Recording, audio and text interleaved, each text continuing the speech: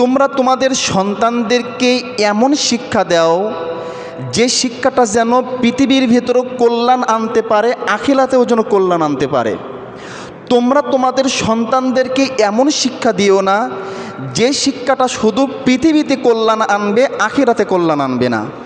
আবার তোমরা তোমাদের সন্তানদেরকে এমন শিক্ষা দিও না যে শিক্ষার কারণে তুমি পিতামাতা তোমাকে পৃথিবীতেও পস্তাতে হবে, অপমানিত হতে হবে, আখিরাতেও অপমানিত হতে হবে। কথাটা ভালো করে বুঝবেন।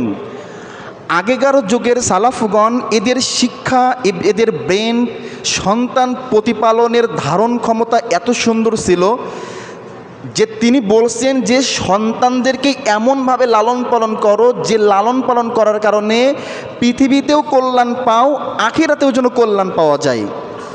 এমনভাবে লালন পালন করো না যে পৃথিবীতে কল্যাণ পাবে কিন্তু আখিরাতের কল্যাণ হারাবে। আবার এমনভাবেও লালন পালন করো না যে তোমার পৃথিবীর কল্যাণও ধ্বংস হয়ে যাবে, আখিরাতের কল্যাণও তোমার জন্য ধ্বংস হয়ে যাবে। তাহলে আমাদেরকে সন্তানদেরকে লালন পালনের সর্বপ্রথম যে পন্থাটা অবলম্বন করতে হবে সেটা হচ্ছে ঈমানের উপদেশ দিতে হবে সন্তানদের।